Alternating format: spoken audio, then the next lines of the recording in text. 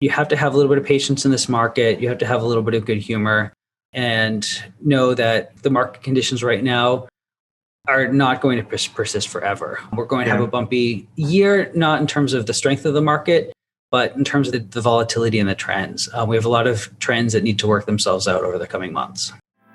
You found the Real Estate Law Podcast, because real estate is more than just pretty pictures, and law goes well beyond the paperwork and courtroom arguments.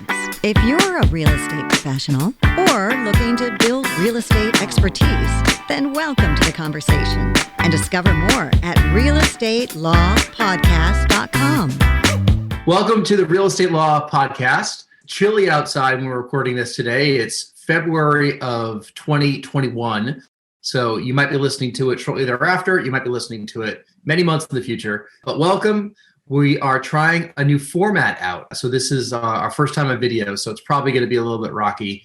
And Rory, whose idea was this? This was your idea, but now it's great for everybody. They get to see us. I know everybody's been dying for that. Yeah, I think what's interesting is that since our last episode, which we'll address in a future episode, the world has changed an awful lot. And I think we're all used to having Zoom conversations since we've been doing it for the better part of, the past year aggressively. So why not just use this platform to record the Real Estate Law Podcast is kind of what we thought. This is as in person as it gets for hopefully not much longer, but that's how it is. So, with the Real Estate Law Podcast, we talk about real estate, we talk about law, we talk about both at the same time sometimes, and sometimes we focus on one subject or the other. And today, one thing that we wanted to address was, what we're seeing in the real estate market these days, just nationally, locally, any corner of the market that you look, there is an inventory scarcity. And it's happened for a few reasons as to why inventory is scarce. And the consequences are, pretty significant, both for buyers and for sellers. And, we think there are going to be some long-term ramifications throughout the year and into next year as a result of what we're seeing right now. Rory, you've been out there at open houses recently. Like, what's the deal? I mean, this is the story right now. There's really anything else is secondary to the fact that we have such a tight inventory market out there. That, we have lines down the street for open houses. Every time something goes on the market, if it's a decent home, it gets snatched up quickly. There are a lot of reasons for that. Some sellers are scared to sell right now because they don't want people walking through their homes, and that is actually keeping some inventory on the sidelines. Some sellers are afraid to sell because once they do, they're going to be jumping into the buyer pool just the same. And they're afraid of that. And there's also a little bit of a mismatch between where people are leaving and where people are going. The fact that the inner suburbs right now are the hottest market means that there really is a mismatch in inventory. There are way more buyers, especially in that geographic ring around Boston, than there are homes available. So things are getting scooped up quickly. And we're also into the regular seasonality of it. In the wintertime, it's historically in a normal year when we have a smaller pool of inventory. So all that is compounding to a pretty extreme case this year. Mm-hmm. It's a lot to unpack. I mean, like, you didn't even mention interest rates right there, but I mean, I think it's one of the first things that I think about is suddenly people have more buying capacity. They can afford more house, but the houses and the condos aren't there. So, people are willing to spend more because they can spend more and it's driving the price up. Which then leaves people that are selling their homes potentially in the dark if they have nowhere to go. Ideally, they're selling high in an expensive market and moving to a market that's a lot less expensive, and their dollars can go really far. I mean, that's kind of the ideal situation when you're moving, but that doesn't happen with everybody. I mean, some people are just upgrading in the same market or moving from the city to the suburbs or vice versa. There's not so much influx coming into Boston these days, which is strange. I mean, I've been up here for 20 years. I mean, you grew up around here. I've rarely seen issues in the Boston market where things sit on the market a little bit longer than they have in the past. But that's exactly what's going on now because of the rush out to the suburbs. I mean, and not to be a downer on the topic, but this has to get thrown there as well. There's a large segment of people that are suffering right now. So we talk about the fact that there are many people out there with increased buying power due to low interest rates. there is a pool of economic problems out there, and that hasn't been resolved yet. And that is also holding back the market a little bit because people don't know how the year is going to go. People aren't really sure exactly how things are going to play out, whether the market's going to be strong or weak, but also where the market's going to be strong and weak. Are we going to return back to normal in the city? Are students coming back to the city? All those are going to be important for the market overall, but also when we start picking winners and losers within the Boston market. Yeah. Now, some of the open houses you've been to recently, I know you've attended a bunch in the suburbs. What are you seeing? Like, what should buyers expect when they start attending open houses? It's a rude awakening for a buyer who's kind of just jumping into the market right now.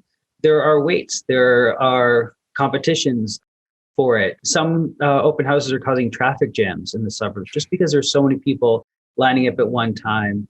And they're also subject to kind of the buyer's rules and the listing agent's rules and policy. So it's not as pleasant of an experience, certainly when you're going to take a look at a home, as it has been in the past.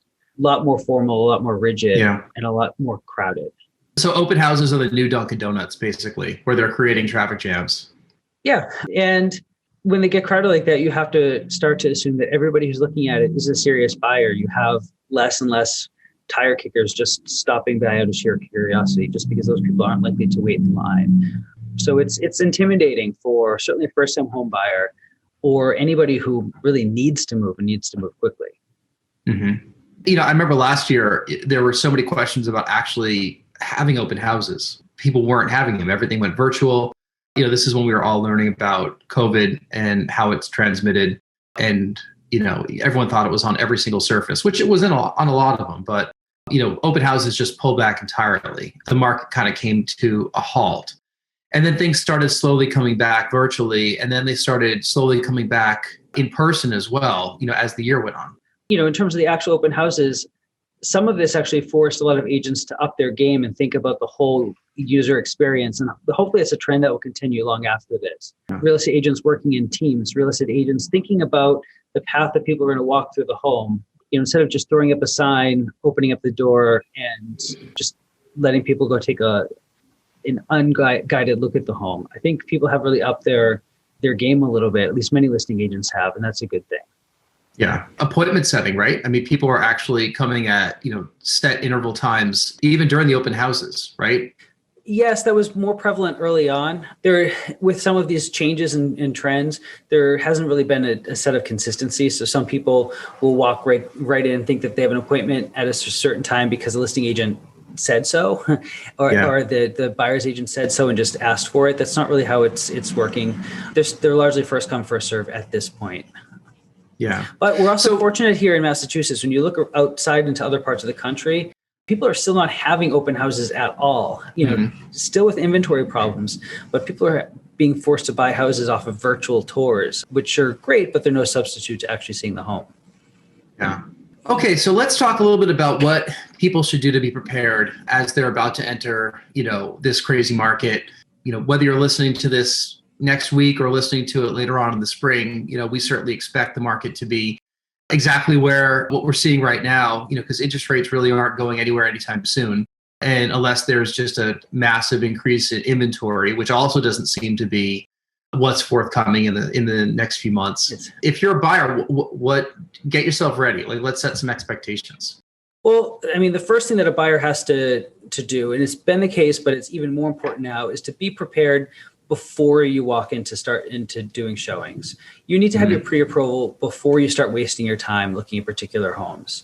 See what you're going to afford, get it in writing, get all your documents in order, because that home that you like this weekend is not going to wait around until Wednesday for you to contact a lender and get a new pre-approval. You need to have that in advance. That's always been the case, but it's especially true now because you don't stand a chance as a buyer if you don't have a pre-approval, and you don't want to waste your time or even your agent's time going out looking at homes that you're never going to get if you don't have that pre-approval in hand. You were saying that you need to have a pre-approval letter. Absolutely. Don't waste people's time if that's the case. And I couldn't agree more, because after an open house, I mean, people are saying offers are due a certain time and they're receiving many, many offers. So any offer that comes in without a pre-approval is just not going to be considered, because there will be others. Yeah. And maybe that's kind of counterintuitive to kind of the second point that I have, is just accept that first time you put in an offer, it's going to be a learning experience and a bonding experience between you and your agent to go through the motions, to learn what's involved and to see what the process is like, and get to, as much as we can say the market stuff, as much as we can tell people in advance that it's really competitive out there, until you have that first strong offer get rejected, you haven't felt it. So when I'm working with my buyers, I coach them and we accept the fact that more often than not, that first offer is going to be a learning experience for the both of us. But It's not a waste of time. It's not a waste of energy and effort. That means that the next one that comes along, you're going to be in a much better place to act quickly and to jump on the house and get it. Yeah, it's similar to looking for a job. I mean, if you're out there looking, oftentimes the first interview, second interview that you do, those probably shouldn't be at the places you really want to work, because you're working on refining your interview style and answering questions in that type of environment. And you need a little practice. I mean, most people do, unless you nail it the first time, and sometimes you fall in love with the first job or first place that you go look at. But you're right. The expectation should be, head out there, go to a couple open houses just to understand what they are, even if you're not really super interested in that specific property, just to start getting back into that mindset. When you do find the right one, you're submitting the right offer. Right. I mean, don't submit offers on homes that you're not interested in, because you very well may get them. I guess the same thing's true for jobs, but just accept that the first one is likely going to be really just a practice run for the ultimately successful one. When homes hit the market, everyone's getting email updates these days the second they're listed, at least in MLS. Now, that's probably going to drive a ton of people over to those homes immediately, right when they're listed. What about properties that have been sitting for a little bit? Because there are some that don't go immediately. Like, are they all flawed, or should those be properties that people can look at right now? Well, maybe. So the general rule, even in normal years, is that a listing gets the most attention the first 14 days that it's available. After that, the traffic slows down. That's why, from the seller's point of view, it's very important to make sure that listing is perfect when it first comes out. You have the perfect photos, you have the correct listing price, everything's good and ready to go. Because if you can correct it later on, great, but less people are going to see it and less people are going to notice it. From the buyer's point of view, that means you want to take a look at those properties that have been sitting in the market for a while. It's going to take a little bit more investigation, but if you run just after the new shiny object, the one that was just listed yesterday, that's when you're going to be waiting in line for an open house and competing against a dozen other offers. You want to really strongly consider the ones that have been sitting on the market for a while. And there's the additional step with those to ask that question and to figure out why it's been on the market for so long. But you may get that answer, and it may be something that's okay for you. A property might be on the market too long because the listing agent just did a poor job marketing it. It might have terrible photos that don't do the home justice. It may have been originally listed, overpriced when it was first listed. That's going to scare away a lot of buyers and deflect the attention during the valuable first 2 weeks that it's on the market. The property might be good for a really specific kind of buyer, so it's not getting the mass attention or other homes might be getting, but you might be that perfect buyer for that quirkier home. The house might have problems, but maybe they're problems that you're comfortable taking on. Maybe the sellers are just personally difficult. Perhaps it's an estate sale that can't close for 3 months. Perhaps the sellers are just really ridiculous to work with. But if you're willing to be patient and plow through that bad personal experience, you may have found a home in a really competitive market that you can close on. So take a look at the ones that have been sitting and ask why they've been sitting for so long, but perhaps it's not a deal killer for you, where it might be a deal killer for many others. Now, conversely, what about the ones that go into agreement immediately? Like, just you let them go, or is there anything else that can be done with those properties? No, so you always want to be taking a strategy where you're trying multiple different things at once. If something came on the market and went under agreement immediately, as a lot of places are doing, that's not the end of the story. People don't do it very much in this market, and it surprises me, but you can submit a backup offer for a home that's recently gone under agreement. Trust me, the seller's going to love the fact that they have a backup plan. The listing agent is going to be thrilled to have backup plan because it's also going to give them leverage if they're doing home inspections or anything like that. But deals fall through all the time for a whole host of reasons. And if you're putting in an offer, a backup offer on a property that's under agreement, who knows when something will fall out. And it doesn't cost you anything or really harm you. You can put the backup offer in while you're still looking for something else. And then if you found another home that you're going to put an offer in instead, you can rescind that backup offer, direct your attention elsewhere. But if you're taking a couple weeks off to go away or just to take a break from looking for homes, why not have the backup offer at least giving you a chance that something's going to be accepted in the interim?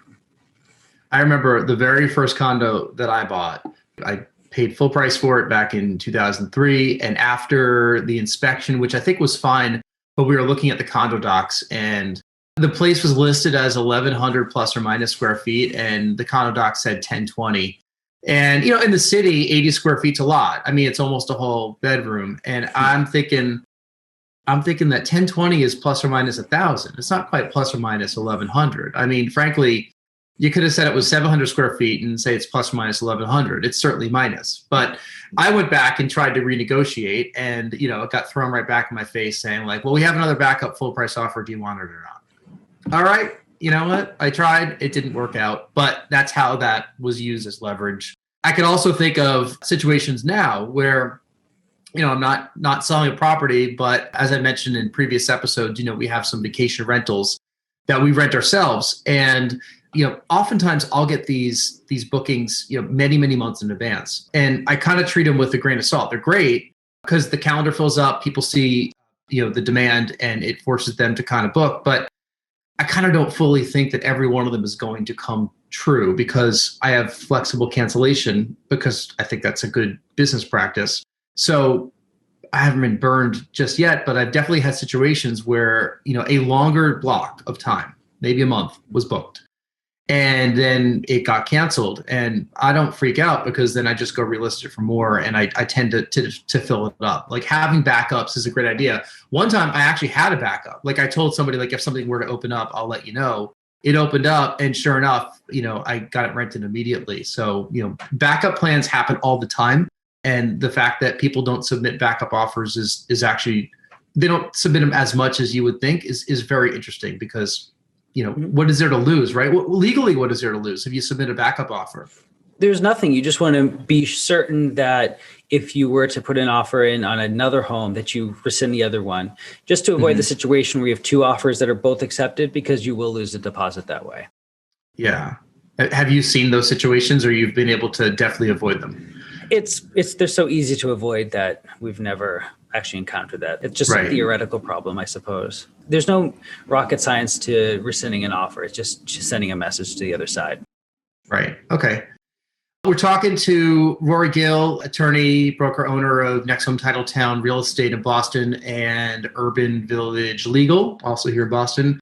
We're talking today about, just the craziness that's happening out there with the real estate market and how there's very little inventory and, people are getting as creative as possible to look for the properties that, they're eventually going to put offers in on and hopefully get accepted. What are a couple other things that might be a little bit outside the box that people aren't considering in a market like this? Yeah, so what we've covered so far are the more obvious options that buyers have, especially since the story of the real estate market right now is just the tight inventory.